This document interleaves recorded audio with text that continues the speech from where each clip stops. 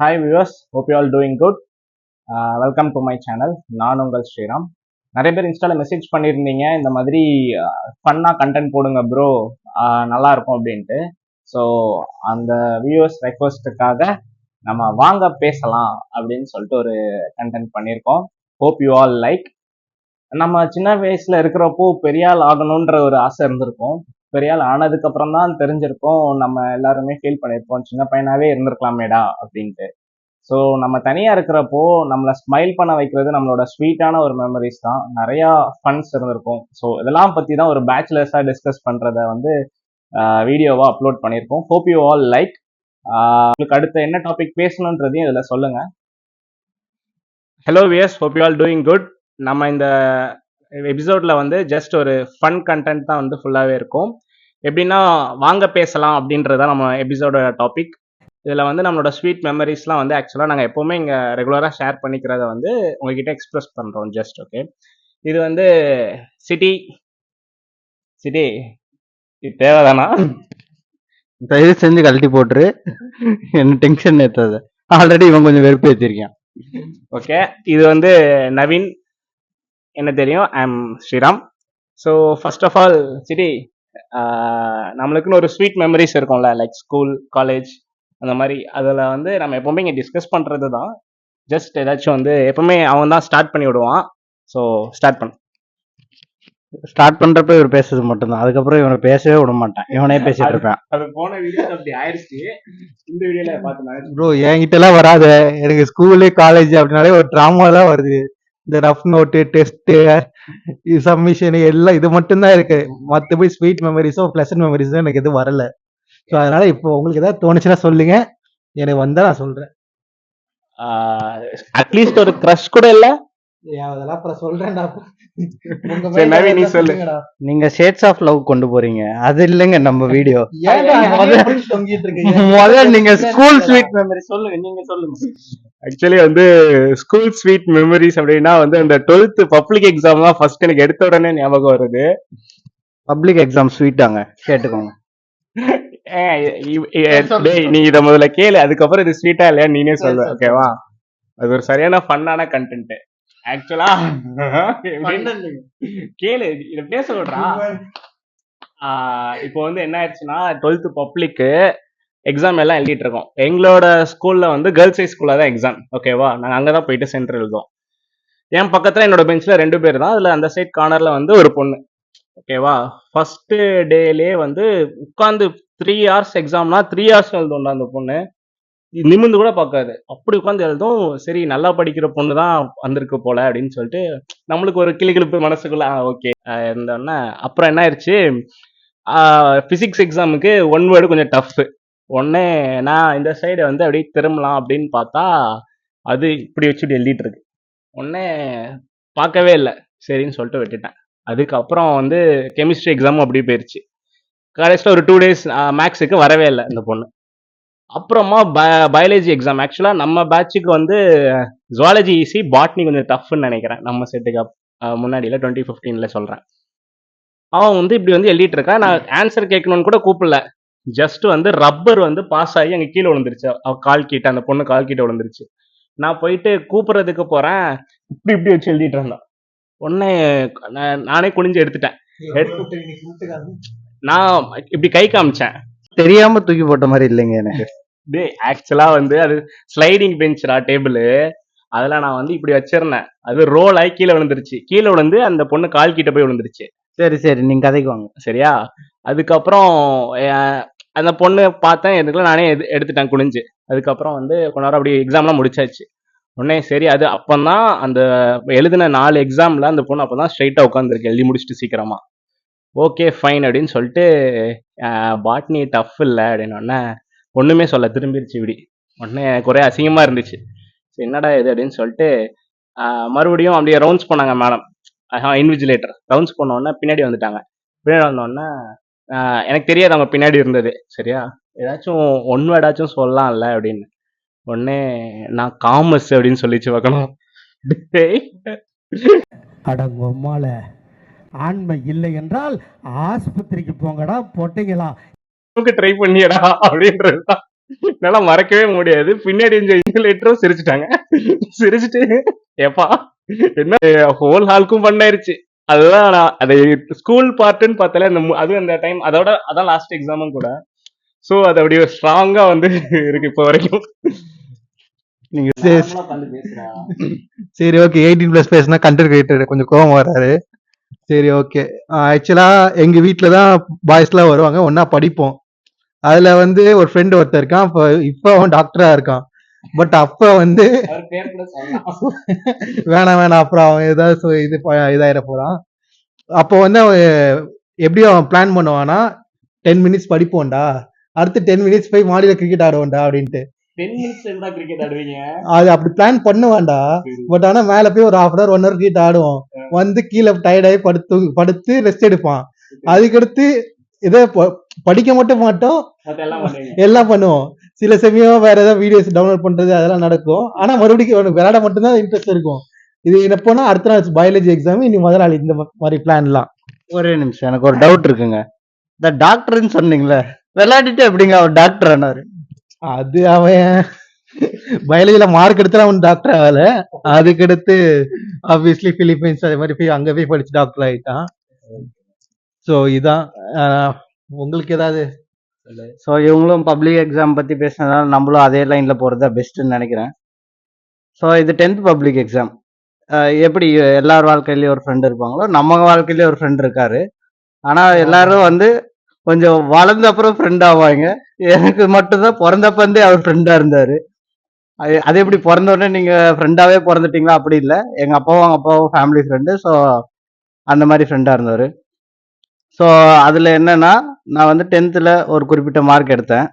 ஆனா நான் ஹாஸ்டல் போய் இல்லைங்க ஆமா அவ்வளோ இல்லை, நான் அது ஒரு மார்க் எடுத்தேன். நான் வந்து ஹாஸ்டல்லாம் போய் அங்க வந்து விளையாடலாம் டைம் இல்லாம, டிவி எல்லாம் பார்க்காம, அந்த மாதிரி ஹாஸ்டல்ல தங்கி கஷ்டப்பட்டு வீடெல்லாம் விட்டுட்டு, அப்புறம் சாப்பாடெல்லாம் சாக்ரிஃபைஸ் பண்ணி, அப்புறம் ஸ்டடி ஹவர்ஸ்லாம் இருக்கும், அதெல்லாம் கோப்பப் பண்ணி படிச்சு எடுத்த மார்க் ஒரு மார்க் எடுத்தேன்.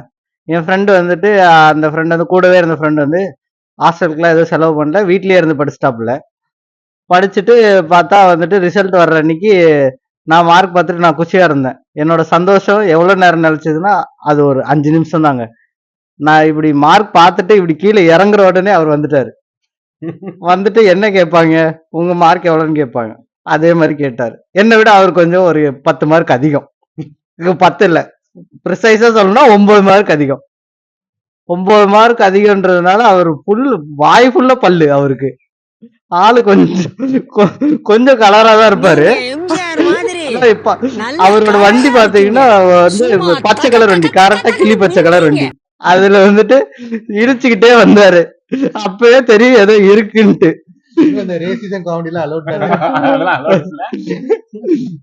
இழிச்சுக்கிட்டே வந்தாரு. வந்த அப்புறம் பாத்தீங்கன்னா எவ்வளவு மார்க்னு என்கிட்ட கேட்டாரு. நான் சிரிச்சுக்கிட்டே சந்தோஷமா என் மார்க்க சொன்னேன். அவரும் அவர் மார்க்க சொல்லிட்டு, நான் தான் ஸ்கூல் ஃபர்ஸ்ட்னு வேற சொல்லிட்டு, அப்புறமா நான் ஸ்கூலுக்கு தான் போறேன், அங்க வந்து எனக்கு வந்து பாராட்டு விழாலாம் நடத்துறாங்க அப்படின்னு சொல்லிட்டு போயிட்டாரு. சரி, நானும் அவனோட ஸ்கூலுக்கு போயிட்டு அதுக்கப்புறம் வந்துட்டேன். வந்த அப்புறம் பார்த்தா வீட்டுக்கு போனாங்க. அவன் வீட்டுக்கும் போனேன். அவங்க அம்மா வந்து கேட்டாங்க, என்ன மார்க்கு, என்ன இது அப்படின்ட்டு. அதுக்கப்புறம் கடைசியா ஒண்ணு சொன்னாங்க அவங்க அம்மா. அதுதான் வந்து என்னோட ஆள் மனசுல பதிஞ்சிச்சு. இந்த படிக்கிற புள்ள எங்க இருந்தாலும் படிக்கும், ஹாஸ்டல் தான் போய் படிக்கணும்ன்ற அவசியம் கிடையாது அப்படின்னு ஒண்ணு அவர் மூஞ்சில ஒரு கர்வம், அந்த ஆணவம். 2 வருஷமா ரீடைப் பண்ணி வச்சிருக்காங்க போல சொல்றதுக்கு. ஆமா, நான் எப்போ போனனோ அப்ப வந்து யோசிச்சிருப்பாங்க போல. ஏன்னா இவன் போய் கேட்டிருப்பான், அப்ப நானும் போய் அங்க படிச்சேன்னா நான் இன்னும் கொஞ்சம் நல்லா படிப்போம் போலமா அப்படின்னு பேசியிருப்பான்னு நினைக்கிறேன். அவன் வாய்ஸே அப்படிதாங்க இருக்கும். ஸோ அதனால இது வந்து மறக்கவே முடியாது. என்னதான் இருந்தாலும் நம்மளோட கஷ்டப்பட்டு படிச்ச மார்க்கு ஒரு 5 நிமிஷம் கூட நிலைக்கலையே, ஒரு 2 வருஷம் கஷ்டப்பட்டது அப்படின்றதான் ஒரு வருத்தம். இது ஸ்வீட் மெமரி இல்ல, ரொம்ப சேட் மெமரி. இருந்தாலும் ஒரு ஃபன்னா இருந்ததுனால அதை அப்படியே ஷேர் பண்றேன். இது யார் மனசையும் புண்படுத்த இல்லை. என் ஃப்ரெண்டும் அவங்க ஃபேமிலிக்கும் கிடையாது. இது என்னோட கொஞ்சோண்டு கஷ்டம், வேற ஒண்ணும் இல்ல. ஓகே சரி, வேற எதுவும் இருக்குங்களா ஸ்ரீராம்? இதே மாதிரி ஒரு ஃப்ரெண்டு தான் நம்ம ரூம்மேட் ஒருத்தன் இப்போ மதுரையில இருக்கான் பாத்தியா. அவனும் நானும் சின்ன வயசுல இருந்து ஒன்னாதான் வளர்ந்தோம். இப்போ எப்படின்னா இதுல ஒரு அல்டிமேட் ஃபன் என்னன்னு பார்த்தேன்னா எங்க அம்மா வந்து என் ஸ்கூல் டீச்சர் வேற. ஓகேவா? என்னோட மார்க்லாம் வந்து எனக்கு தெரியறதுக்கு முன்னாடி எங்க அம்மாக்கு தெரிஞ்சிடும். நான் அதை ஏமாத்த கூட முடியாது. ஒரு நம்ம ஒண்ணும் ரொம்ப பெருசா ஏமாத்த போறது இல்ல. நம்ம ஒரு 40 25 மார்க் எடுத்தோம்னா ஒரு 28 30 அப்படின்னு தான் சொல்லுவோம். அதுல அது ஃபெயில்ல தானே வரும். எப்படி 25 நாள் 28 நாளையோ? 40க்குடா. இந்த யூனிட் டெஸ்ட் மார்க்கு அதெல்லாம் சொல்றேன். ஸோ என்ன ஆயிடுச்சு ஒரு தடவை நம்ம என்னோட பேப்பர்லாம் எடுத்துட்டு மொத்தமா எங்க அம்மா லீவ் எடுத்துனாங்க. ஒரு 3 டேஸோ 4 டேஸ் லாங் லீவ். ஸோ பேப்பர்லாம் என்கிட்ட தான் தந்தாங்க. நான் என்ன பண்ணிட்டேன், மார்க்லாம் கொஞ்சம் நிறைய கம்மியா இருந்துச்சு. உடனே சரின்னு சொல்லிட்டு பேப்பர்ல வந்து கசக்கி காம்பவுண்ட் வாலுக்கு வெளியே போட்டேன். திருப்பி கொடுக்கணும் ஆக்சுவலா. நான் கொடுக்காம வெளியே போட்டேன். எங்க வீடும் நம்ம ஆலன் வீடும் அடுத்த வீடு. டேய் அதெல்லாம் ஒன்றும் பிரச்சனை இல்லடா. ஸ்டார்டிங்ல மட்டும் மதுரையில ஒரு ஃப்ரெண்ட் இருக்காரு ரூம்மேட் அப்படி இப்படின்னு சொல்லிட்டு இப்ப பேர் சொல்லிட்டாங்க. எதுக்கு இது? டேய் இல்லடா, இப்போ அவன் மதுரையில இருக்கான். பட் அப்போ அவங்க வீட்டு பக்கத்துல இருந்தான். ஓகேவா? பேப்பர் வந்து பறந்து வந்துருச்சு. நேரா அவங்க வீட்டு வாசல்ல இருக்கு. உடனே நான் அன்னைக்கு நைட் ஃபுல்லா செம ஒரு ஹாப்பியா இருக்கேன். சரி நம்ம தப்பிச்சிட்டோம் அப்படின்னு. காலையில ஒரு 7 மணிக்கு வந்து டியூட்டி. என்னப்பா பேப்பர்லாம் கீழே இருக்குன்னு சொல்லிட்டு நான் எல்லாத்தையும் ஒண்ணு விடாம எடுத்து கொண்டு போய் என் கண்ணு முன்னாடி எங்க அம்மாட்ட கொடுக்காங்க. காலையில 7 மணிக்கு நான் ஸ்கூலுக்கு நல்லா குளிச்சுட்டு வந்து யூனிஃபார்ம் போடுறதுக்கு நிக்கேன். எங்க அம்மா நான் தூக்கி போட்ட பேப்பர் ஒன்னொன்னா இப்படி எடுத்து வச்சிருக்காங்க டைனிங் டேபிள்ல. உளுந்துச்சு அடி.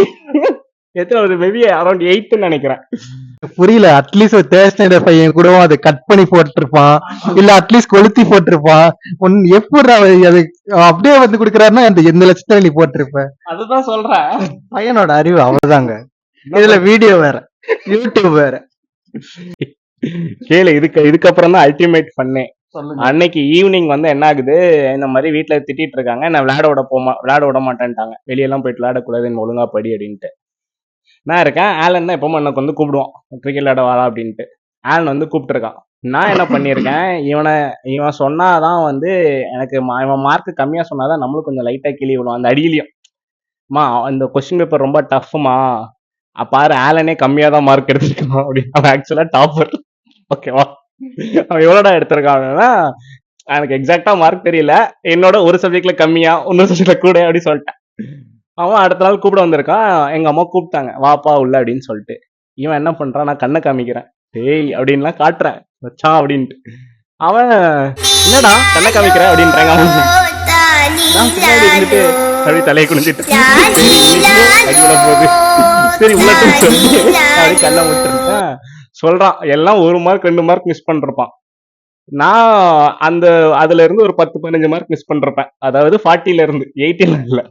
உடனே எங்க அம்மா அவளும் பொய் சொல்றான்ப்பா, ஏன்பா இப்படி இருக்கான் அப்படின்னு கேட்டா, டேய் ஸ்ரீராம் படிடா பண்ணி அப்படின்னு சொல்லிட்டு போயிட்டான் நல்லவன் மாதிரி. அதுக்கப்புறம் அடி இருந்துச்சு எனக்கு. அதுதான் என் வாழ்க்கையில மறக்கவே மாட்டேன். இப்போ நம்ம இதுல என்ன ஒரு டஃப்பான விஷயம்னு பாத்தீங்கன்னா, நார்மலா பேசணும்னா நிறைய கண்டென்ட் வரும், நிறைய ஷேர் பண்ணுவோம். இப்போ வீடியோக்காகன்னு பேசுறப்போ ஒரு கண்டென்ட்டுமே வர மாட்டேங்குது. கேமரா பின்னாடி ஒருத்தர் இருக்கானே துளசியா, அவனை வச்சு அன்னைக்கு ஒரு படம் பார்த்தோம்ல, அது என்ன படம்டா? எனக்கு ஒண்ணும் புரியலையே. டேய் ஒரு சர்வைவல் மூவி பார்த்ததுலடா. ஓ ஒன்னு டிராப்ட் ஆ. கண்டெய்னர். ஓகே, அப்ப வந்து நம்ம எல்லாம் ஒரு half an hour பார்த்துட்டு அவங்க அதுக்கு எல்லாத்தையும் அந்த பார்த்துட்டு story வந்து ஒரு சொல்லலாம். கொஸ்டின் கேட்டாங்க நம்ம கிட்ட. இங்க பாருங்க வியூஸ், ஆக்சுவலா வந்து நீங்களே கெஸ் பண்ணுங்க. ஒரு சர்வைவல் மூவி, ஓகேவா? நியர்லி நாங்க 3 பேரும் தான் ஸ்டார்ட் பண்ணோம் அந்த மூவியை. ஒரு 1.5 ஹவர்ஸ்ல அந்த மூவி மொத்த டைம் வந்து 2 ஹவர்ஸ். நாங்க ஒரு 35 மினிட்ஸ் மூவி பார்த்துட்டு இருக்கோம். அப்பந்தான் அந்த கேமராமேன் இப்ப எடுத்துட்டு இருக்கான்ல, அவர் வந்து வராரு. இங்க இருந்து ஆபீஸ்ல இருந்து வந்து பேக் எல்லாம் தூக்கி போட்டு எங்க கூட உட்கார்றாரு. உட்கார்ந்து ஒரு 20 மினிட்ஸ் பாக்குறாரு. ஒரு லேடி வந்து ஒரு கண்டெய்னருக்குள்ள மாட்டிட்டு அந்த கண்டெய்னர்ல இருந்து எப்படி தப்பிக்கிறாங்கன்றது தான் வந்து ஹோல் ஸ்டோரி. ஓகேவா? நாங்க ஒரு 35 மினிட்ஸா பார்த்துட்டு இருக்கோம். அவரும் உட்காந்து பார்த்துட்டு இருக்காரு. போயிட்டு வாஷ்ரூம் போயிட்டு திரும்ப வந்து, யாரா இந்த ஹீரோயின் புதுசா இருக்கு அப்படின்னு கேட்டாரு ஃபர்ஸ்ட் தடவை. ஓகேவா? நான் சொன்னேன், டேய் 35 மினிட்ஸா நாங்க பார்த்துட்டு இருக்கோம், எங்களுக்கே அந்த ஒரு ஹீரோயின் மட்டும்தான் காட்டிட்டு இருக்காங்க, நீனும் வந்து 20 நிமிஷம் உட்காந்து பார்த்த, அப்புறம் என்னடா போயிட்டு வந்தானே இது புதுசா யாருன்னு கேட்கிற அப்படின்னு சொன்னேன். உடனே அதை விட்டாச்சு. அதுக்கப்புறம் நீங்க யோசிச்சு பாருங்க, நான் ஒரு சினாரியோ சொல்றேன். இந்த மாதிரி ஒரு கண்டெய்னருக்குள்ள ஒரு பிரெக்னண்டான லேடி, இந்த கண்டெய்னர்லயே அந்த குழந்தையும் வந்து கொடுக்க பிறந்துருது. அதுக்கப்புறம் அந்த அங்க இருக்கிற இந்த குட்ஸல்ல இருக்கிற அந்த நெட்டெல்லாம் கட் பண்ணி சாப்பிட்றதுக்கு எதுவுமே வழி இல்லை. ஸோ ரொம்ப கஷ்டப்பட்டுட்டு இருக்கு. அந்த வலை மாதிரி ஓபன் பண்ணிட்டு வலை பின்னிட்டு இருக்காங்க. ஓகேவா? இல்ல, அது முதல் ஷாட் என்னன்னா, ம். அவ வந்து இது பசிக்குது ஆப்வியஸா. அவ வந்து சரி மீன் பிடிச்சி சாப்பிடலாம் அப்படின்னு ட்ரை பண்றா. வெளில வந்து அவ ஸ்பிட் பண்ற, அந்த ஸ்பிட்டுக்கு ஃபிஷ்லாம் வருது. அவ கிட்ட ஒரு ஆரோ ஸ்பியர் மாதிரி ஏதோ இருக்கு, அதை வச்சு பிடிக்க ட்ரை பண்றா. வச்சு குடின்னு கேட்டு நிலக். அதுதான் ஃபர்ஸ்ட் ஷாட். நெக்ஸ்ட் ஷாட் இப்ப அவன் எக்ஸ்பிளைன் பண்ணுவான். நெக்ஸ்ட் ஷாட் வந்து என்ன ஆகுதுன்னா, அந்த கட்டி வச்சிருக்கிற அந்த குட்ஸ் கட்டி வச்சிருக்கிற அந்த நெட்டெல்லாம் வந்து ரிமூவ் பண்ணிட்டு அதை வச்சு அந்த நெட்டை வந்து இப்படி பின் பண்ணிட்டு இருக்காங்க. அப்படி பார்த்துட்டு இருந்தாலும் சரி, நீங்க என்ன கெஸ் பண்ணிருப்பீங்க சொல்லுங்க. நவீன், நீ என்ன கெஸ் பண்ணிருப்படா? அந்த படத்தை நானும் தான் பார்த்தேன். அதனால அந்த சீன் வரதுக்கு முன்னாடி வரைக்கும் என்ன கெஸ் பண்ண? அந்த சீன் வர்றதுக்கு முன்னாடின்னு இல்லைங்க, யார் இருந்தாலும் எந்த படம் பார்த்தாலும் ஒரு 10 வயசு குழந்தையா இருந்தா கூட வந்து பார்த்துச்சுன்னா, முன்னாடி மீன் பிடிச்ச சீனுக்கு அப்புறம் வலைய பின்னுன்னா அடுத்தது மீன் பிடிக்குது அந்த வலை.